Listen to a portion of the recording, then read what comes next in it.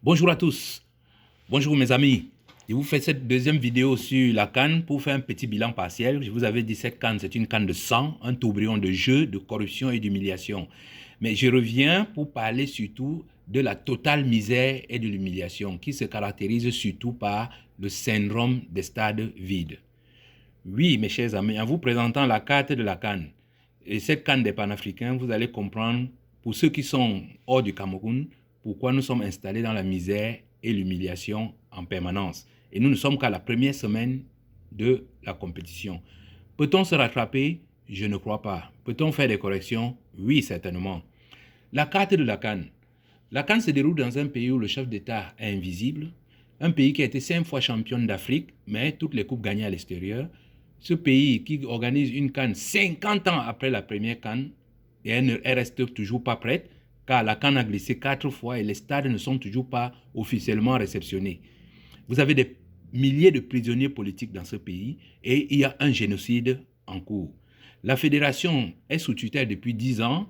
Aucun joueur de championnat local ne fait pas partie de l'équipe nationale.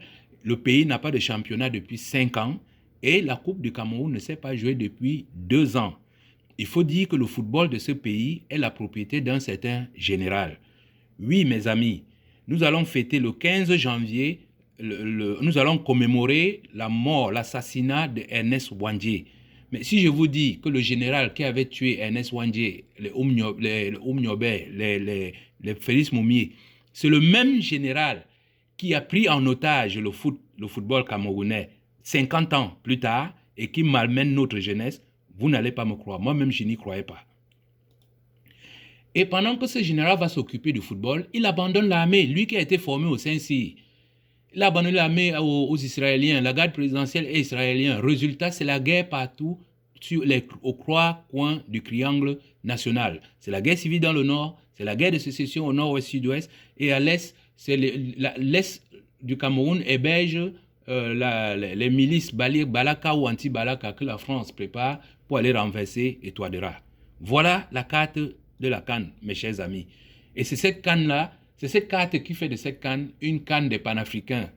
Ceci, c'est pour faire plaisir à Afrique Média en particulier, qui aime nous dire que le président de cette République du Cameroun, qui est franco-suisse, son épouse est française, le président de la FECAFOOT est espagnol, l'entraîneur de cette équipe est portugais, la traductrice est portugaise, le sponsor c'est Total, un Français qui vole tout le pétrole du Golfe de Guinée, le droit des images c'est à Canal+, un autre Français qui nous empêche de regarder Afrique Média ici au Cameroun, et le droit, donc ça veut dire que tous les Africains ne peuvent pas regarder le match s'ils ne partent pas sur Canal+.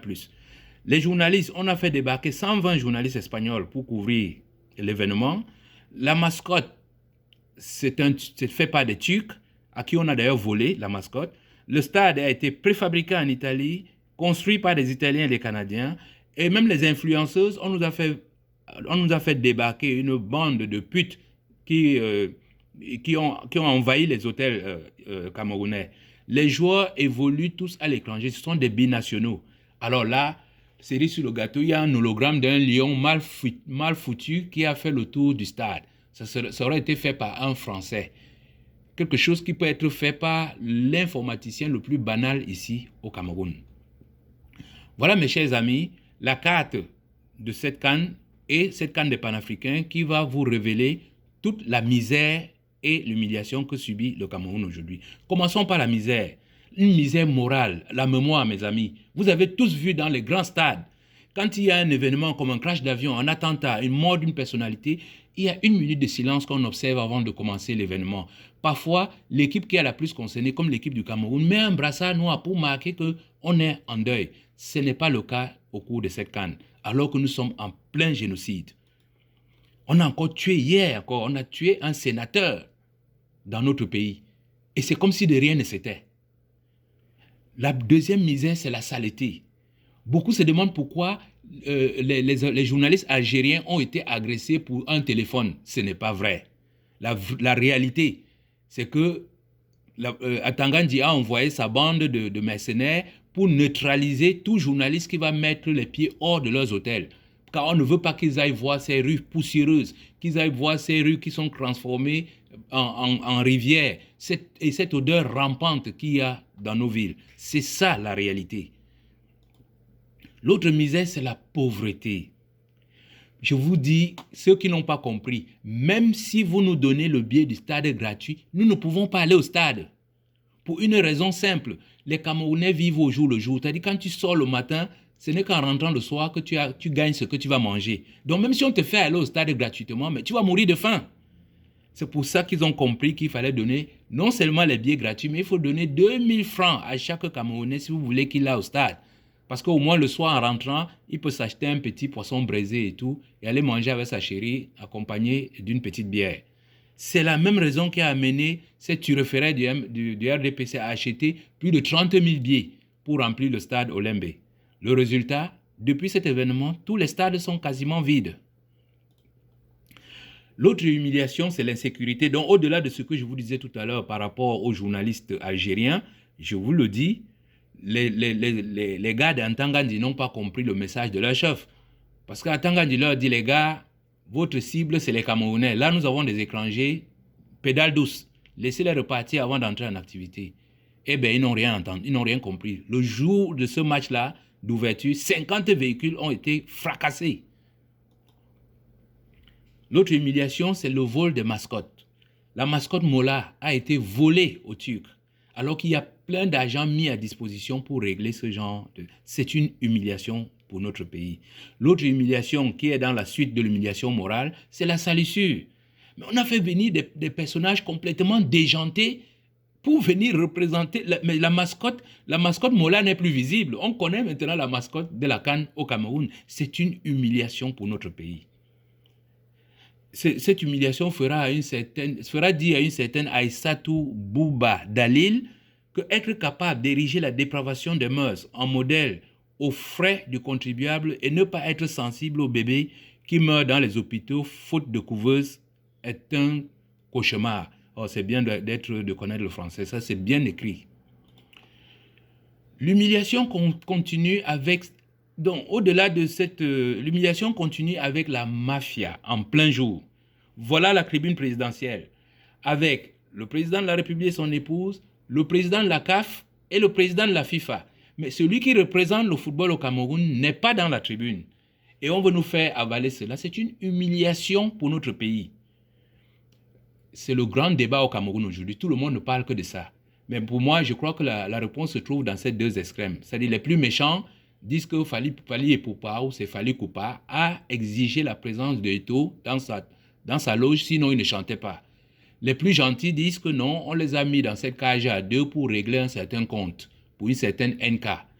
Alors, moi, la seule chose que je ne connais pas cette histoire, mais la seule chose que je sais, c'est que cette rencontre au Quai Corail n'a pas eu lieu, puisqu'il n'y a pas eu de bagarre entre les deux gladiateurs. L'autre humiliation, c'est cette pacotille. Dans toutes les cérémonies, quand on a quand on a un gros trophée qui représente la coupe, on l'a fait dans une matière assez solide. Mais au Cameroun, c'était un pompé, qui n'ont même pas réussi à pomper entre-temps, puisque ce ballon s'est effondré. Ça vous montre l'incompétence de ces gens qui sont incapables de pomper un ballon. Et puis comment ne pas citer cette impossible résurrection? J'aime toujours le dire, que Maurice Kamto avait affligé en 2018 un uppercut à Paul Biya et sa bande. Ils ne s'en relèveront jamais. Tous ces efforts qu'ils font, Paul Biya il ne peut pas, la résurrection n'est pas possible.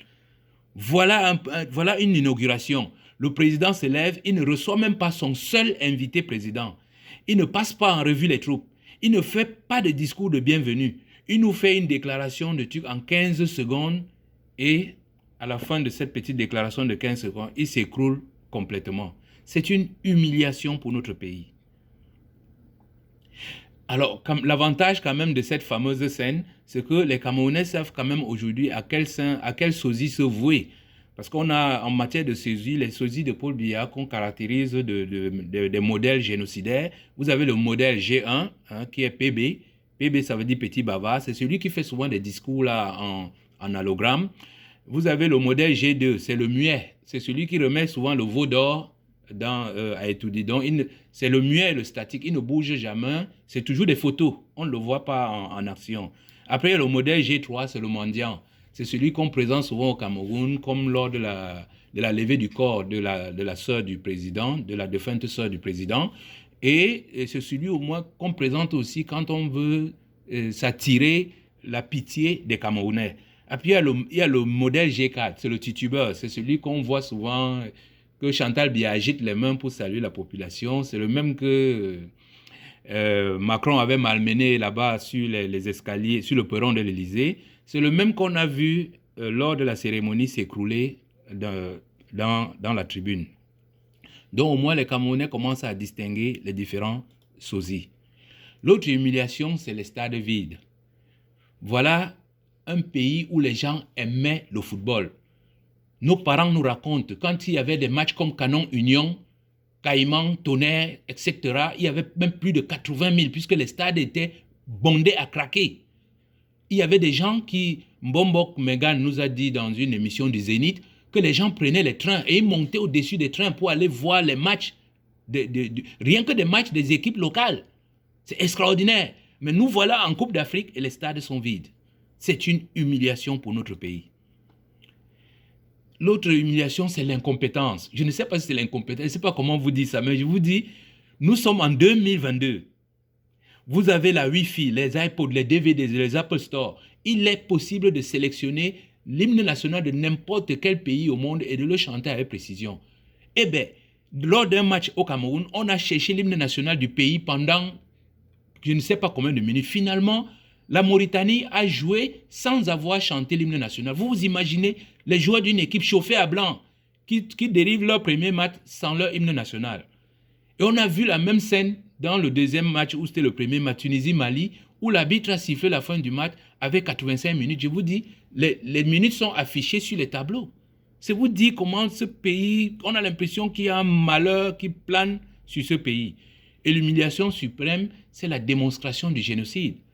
Mais doit-on reconnaître notre pays à travers le monde comme le pays où le génocide est devenu démocratique? En plein Cannes, on assassine un sénateur. Mais aucune réaction du gouvernement, aucune réaction du président de la République, aucune réaction de la CAF, aucune réaction de la FECAFOOT, aucune réaction de la FIFA. Vous comprenez, mes chers amis, que je vous avais dit que cette canne-là, ce ne sera qu'une canne de l'humiliation. Peut-on se rattraper? Ça va être très difficile. J'ai appris qu'on a renvoyé les putes parisiennes dans leur pays, mais au-delà de ça, que peut-on faire? Tout comme la résurrection est impossible, le rattrapage est impossible. Mais par contre, on peut faire quelques corrections, c'est-à-dire laisser Samuel Eto'o continuer à gérer la CAN, laisser Eto'o présider la FECAFOOT, ou bien sanctionner les détourneurs de fonds. Bon, ça, c'est l'après-CAN. Pour l'instant, ce n'est pas possible. Donc, encore cette fameuse Aïssatou Bouba Dalil dira que l'image du Cameroun est tellement dégradée qu'on se demande bien par quel bout commencer pour la restaurer. Donc, cette CAN-là, elle n'est que révélatrice. Ce n'est pas elle le problème. Alors, quelques corrections. Si vous voulez faire le plein de stade, invitez Kamto au stade, n'importe quel stade. Vous allez voir, le stade va se remplir. À bon entendeur, salut. Quant à payer les gens pour aller au stade, je ne crois pas que ça va marcher. Mais en tout cas, pourquoi pas essayer? Finalement, comme le disait le président Maurice Kamto, que ceux qui seront dans les stades portent nos lions indomptables à la victoire, tout en gardant le fair play vis-à-vis de toutes les autres équipes, afin qu'au soir du 6 février prochain, ce soit le meilleur qui remporte le trophée continental. C'est tout le vœu qu'on peut faire pour cet événement, car, je vous le dis, pour nous les Camerounais, ça a été tout simplement le symbole d'une misère profonde, mais surtout une humiliation suprême que il nous faudra beaucoup de temps pour effacer cette humiliation. Merci de m'avoir écouté et partagé.